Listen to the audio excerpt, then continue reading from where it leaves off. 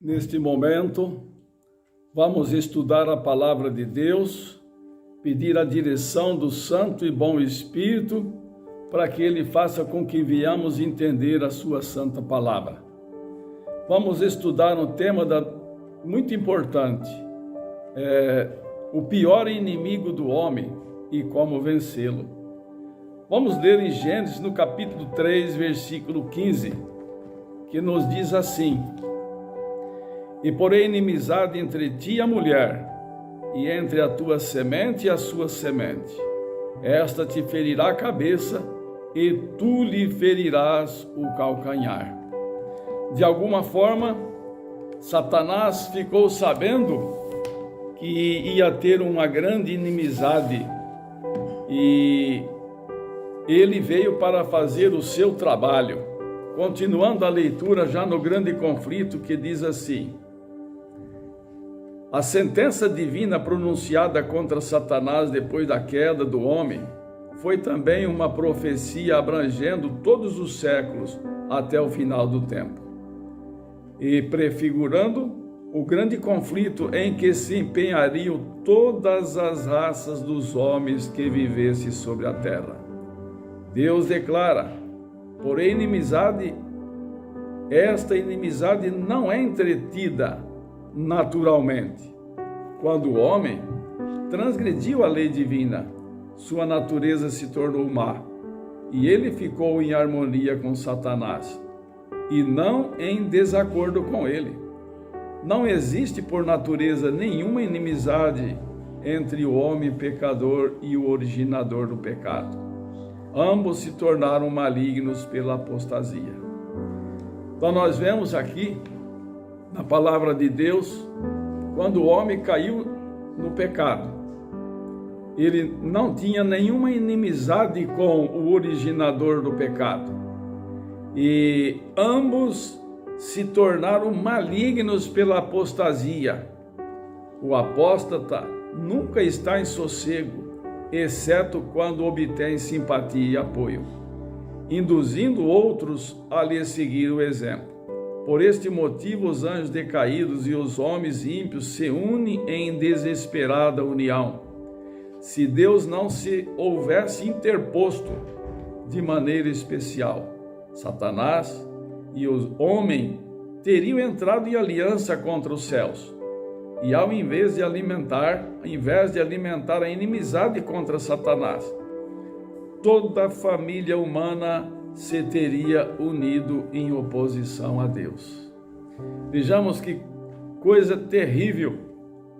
Se Deus não tivesse interposto de uma maneira maravilhosa, toda a família humana se teria entrado em aliança no lado do mal e teria ficado contra Deus. Satanás tentou o homem a pecar, assim como fizera com que os anjos se rebelassem, para deste modo poder conseguir cooperação em sua luta contra o céu. Nenhuma dissensão havia entre ele e os anjos caídos, no tocante a seu ódio a Cristo, ao passo que em todos os outros pontos havia discórdia.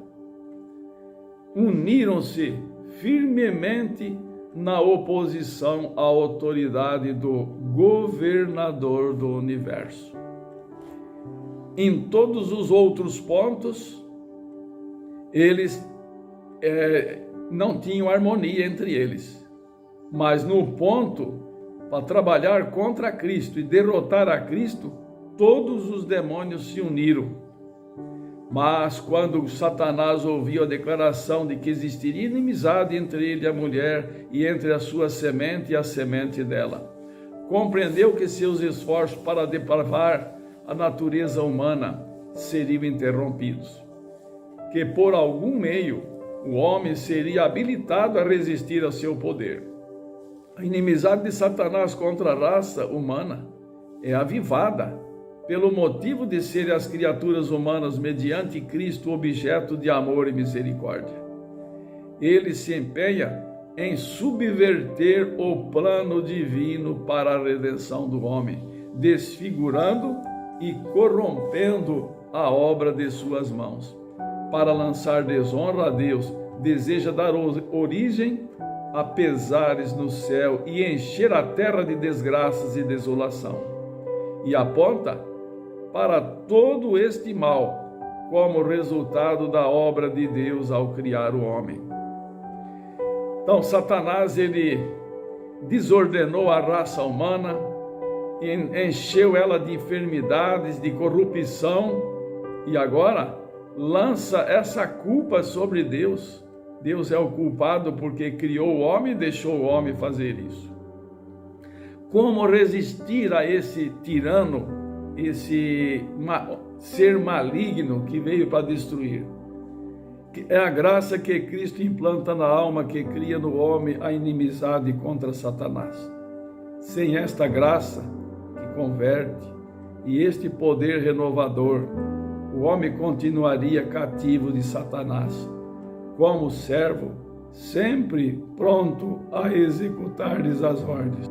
O poder que Cristo comunica habilita o homem a resistir ao tirano e usurpador.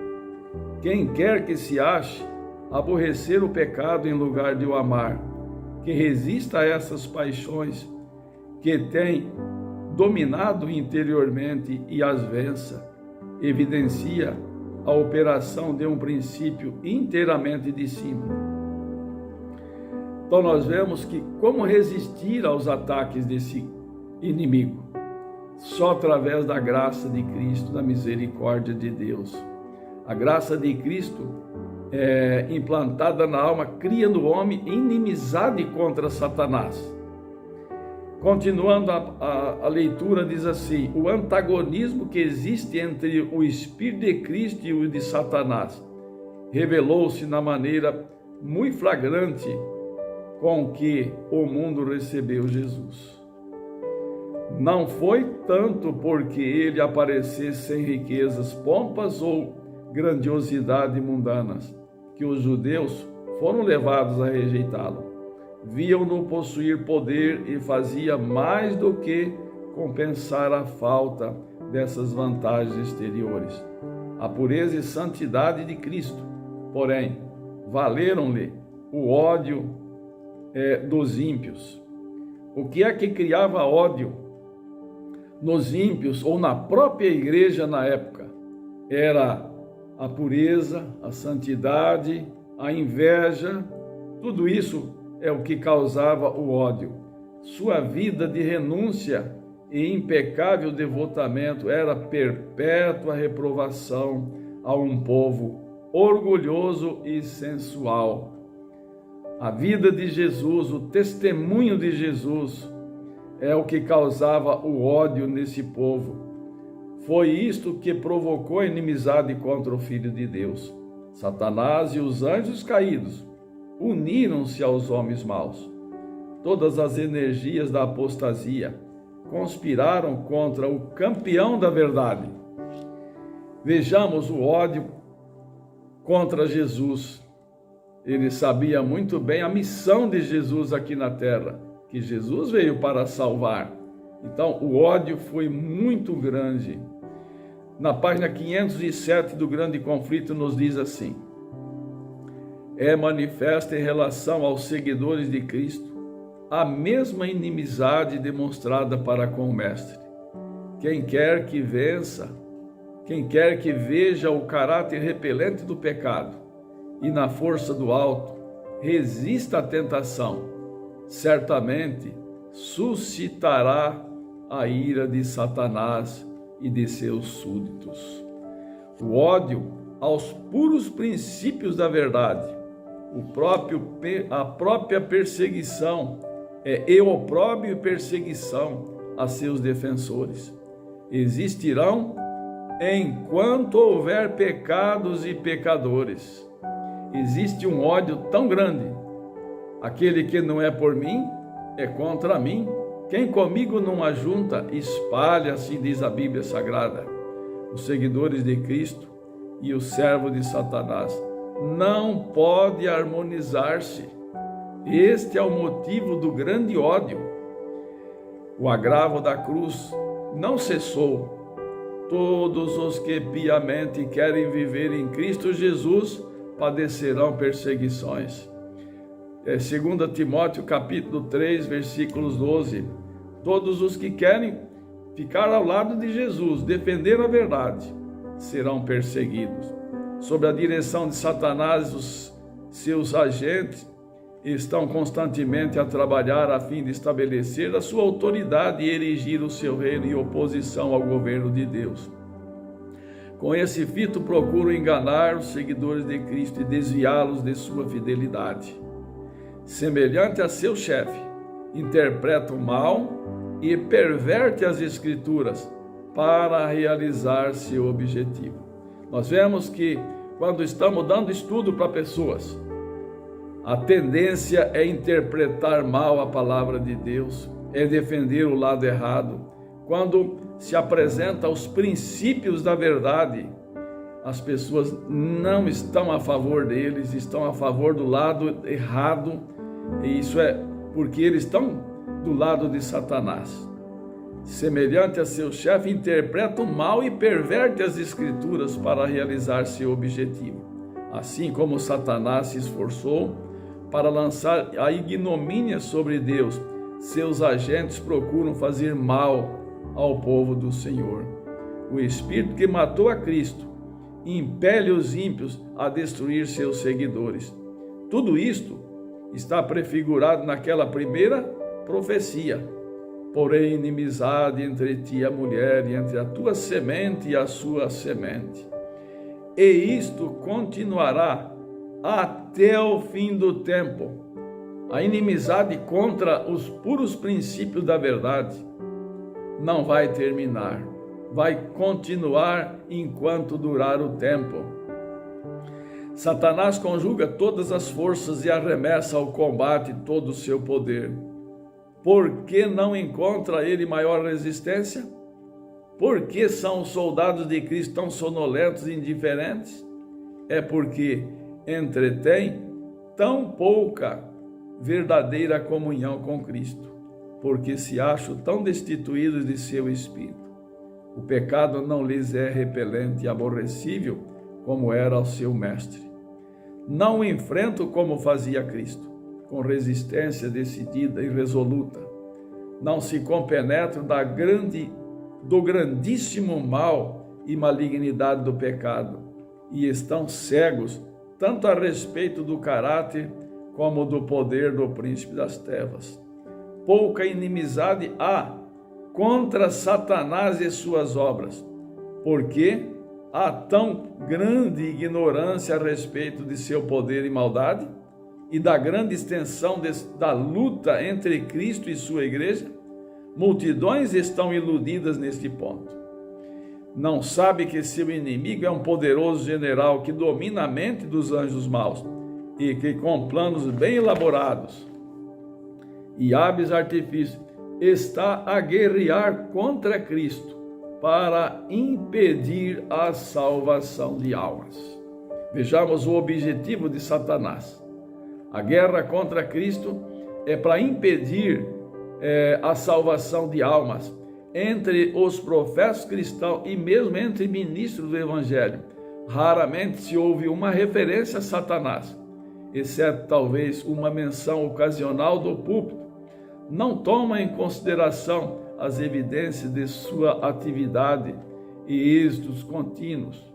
Negligenciam os muitos avisos contra seus ardis.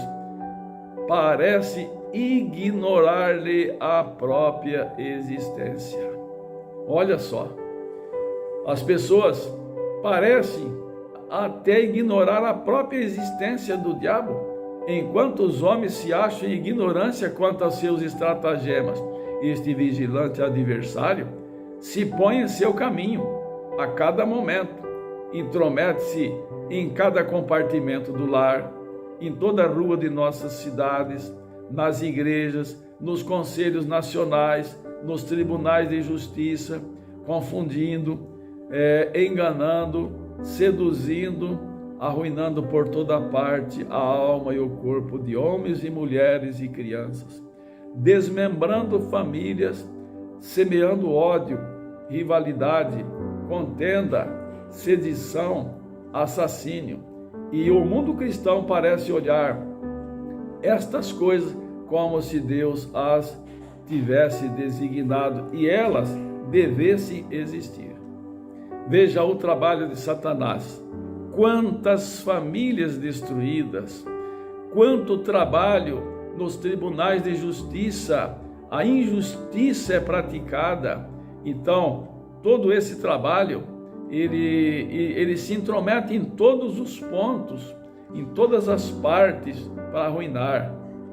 Satanás está continuamente procurando vencer o povo de Deus, derribando as barreiras que o separam do mundo. O antigo Israel foi enredado no pecado, quando se aventurou à associação proibida com os gentios. De modo semelhante, se transvia o Israel moderno. O Deus deste século cegou o entendimento dos incrédulos, para que não lhes resplandeça a luz da glória de Cristo, que é a imagem de Deus. Ele transviou, ele levou o Israel antigo a se transviar, e agora diz que ele está fazendo isso também com o Israel moderno.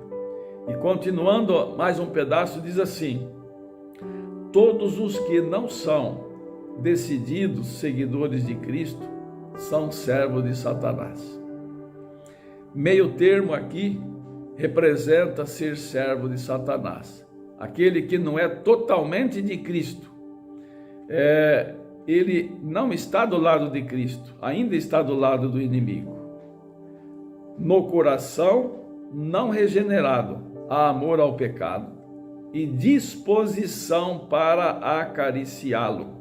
Vejamos, no coração que não foi transformado, não foi regenerado, a pessoa desculpa o pecado, acaricia o pecado, gosta do pecado, porque a graça de Cristo ainda não operou o trabalho.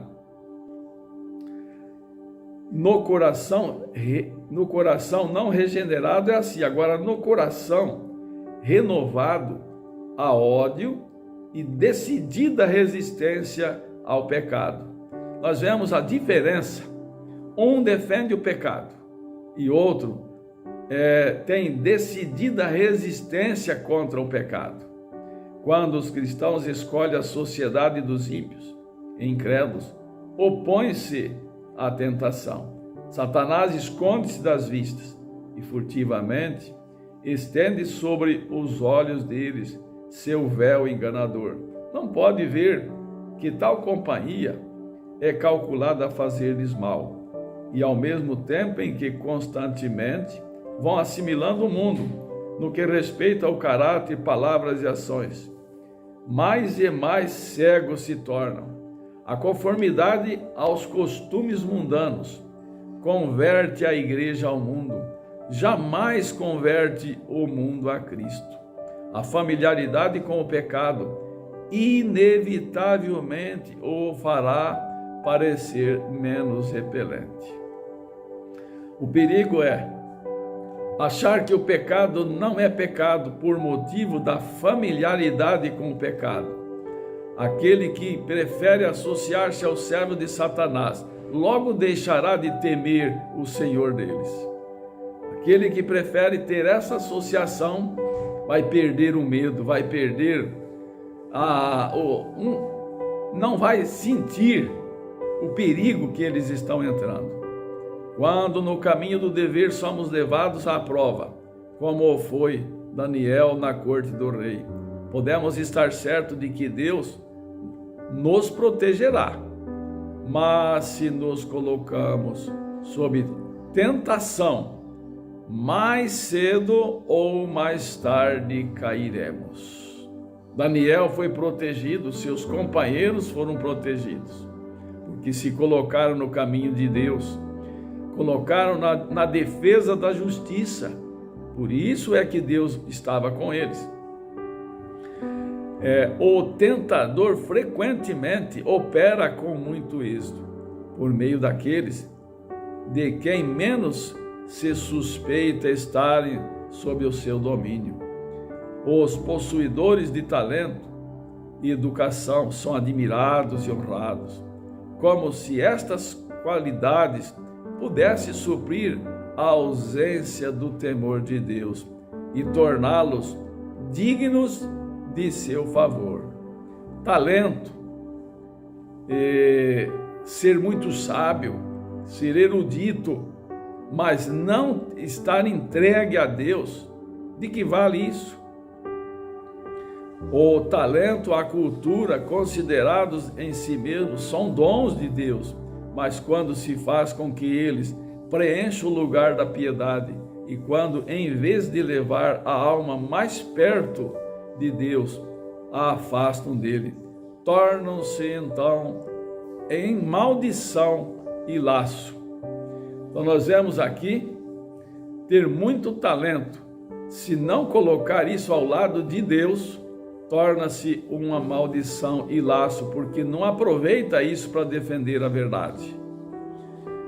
Mediante a oração fervorosa e confiança em Deus, Salomão obteve a sabedoria que provocou o assombro e admiração do mundo. Quando, porém, se desviou da fonte de sua força e passou a confiar em si mesmo, caiu presa da tentação. Então, as maravilhosas faculdades concedidas ao que foi o mais sábio dos reis apenas se tornaram um agente mais eficaz do adversário das almas. Na página 510, nos diz assim: conquanto Satanás procure constantemente cegar a mente dos cristãos para este fato, jamais se esqueçam eles de que não têm que lutar contra a carne e o sangue, mas sim contra os principados, contra as potestades, contra os príncipes das trevas deste século, contra as hostes espirituais da maldade nos lugares celestiais. E através dos séculos está a soar até o nosso tempo o aviso inspirado: sede sóbrios e vigiai, porque o diabo, vosso adversário, anda em derredor, bramando como leão, buscando a quem possa tragar. 1 Pedro capítulo 5, versículo 8. Revesti-vos de toda a armadura de Deus para que possais estar firmes contra as astutas ciladas do diabo. Efésios capítulo 6, versículos 11. Desde os dias de Adão até os nossos tempos, nosso grande inimigo tem estado a exercer seu poder de oprimir e destruir. Está hoje a preparar-se para a última campanha contra a igreja. Todos os que procuram seguir a Jesus terão de batalhar contra esse implacável adversário. Nós sabemos que toda pessoa que quer estar do lado do Senhor, defender a verdade, tem que trabalhar, batalhar contra este implacável adversário. Quanto mais aproximadamente o cristão imitar o modelo, tanto mais certo fará de si um alvo para o ataque de Satanás. Todos os que estão ativamente empenhados na causa de Deus procurarão desvendar os enganos do maligno e apresentar a Cristo perante o povo. Estarão habilitados a aderir ao testemunho de São Paulo, no qual ele fala em servir ao Senhor com toda a humildade de espírito, com muitas lágrimas e tentações. Vejamos agora esse texto que é maravilhoso, irmãos. Satanás assaltou a Cristo com as suas mais cruéis e sutis tentações. Foi, porém, repelido em cada conflito. A Bíblia nos diz: não deis lugar ao diabo. Jesus em nenhuma instância cedeu em nenhuma de suas tentações. Satanás foi repelido em cada conflito, e é o que nós devemos fazer também, imitando a Cristo, repelindo a Satanás. Aquelas batalhas foram travadas em nosso favor. Aquelas vitórias nos tornam possível vencer. Aquelas batalhas de Cristo foram travadas em nosso favor, tá? E a vitória de Cristo nos torna possível vencer. Cristo dará força a todos os que a busquem. Sem o consentimento próprio, ninguém poderá ser vencido por Satanás. Sem a escolha do homem, sem o consentimento, ninguém poderá ser vencido. O tentador não tem poder para governar a vontade e forçar a alma a pecar. Pode angustiar, mas não contaminar. Pode causar agonia, mas não aviltamento. O fato de Cristo ter vencido deve incutir em seus seguidores coragem para combater varonilmente na peleja contra o pecado. Cristo venceu e nós também podemos vencer na luta contra o mal, porque a vitória de Cristo é a nossa vitória. Ele venceu para nos tornar possível também a vitória. E ainda na palavra de Deus, nós vamos meditar, terminando aqui esta mensagem de hoje. Diz assim, Efésios capítulo 6, 10 em diante, alguns versículos. No demais, irmãos meus, fortalecei-vos no Senhor e na força do seu poder. Revesti-vos de toda a armadura de Deus, para que possais estar firme contra as astutas ciladas do diabo. Porque não temos que lutar contra a carne e o sangue, mas sim contra os principados, contra as potestades, contra os príncipes das trevas deste século, contra as hostes espirituais da maldade nos lugares celestiais. Portanto, tomai toda a armadura de Deus, para que possais resistir no dia mau, e havendo feito tudo, ficar firmes. Estais, pois, firme, tendo cingido os vossos lombos com a verdade e vestida a couraça da justiça, e calçados os pés na preparação do evangelho da paz, tomando, sobretudo, o escudo da fé, com o qual podereis apagar todos os dardos inflamados do maligno. Tomai também o capacete da salvação e a espada do Espírito, que é a palavra de Deus, orando em todo o tempo, com toda a oração e súplica no Espírito, e vigiando nisto, com toda a perseverança e súplica, por todos os santos. Nós vemos como é importante aqui, tomando sobretudo o escudo da fé, com o qual podereis apagar todos os dardos inflamados do maligno. Nós sabemos que agora nós estamos no tempo de tomar o escudo da fé, para que venha apagar os dardos inflamados do maligno que vem a cada instante. Que Deus possa nos abençoar, nos fortalecer, nos animar e a ficar firme na graça de Deus para resistir às tentações de Satanás. Esse é meu desejo e oração, e que a bênção do Pai, do Filho e do Espírito Santo esteja sobre cada um de nossos queridos irmãos. Amém.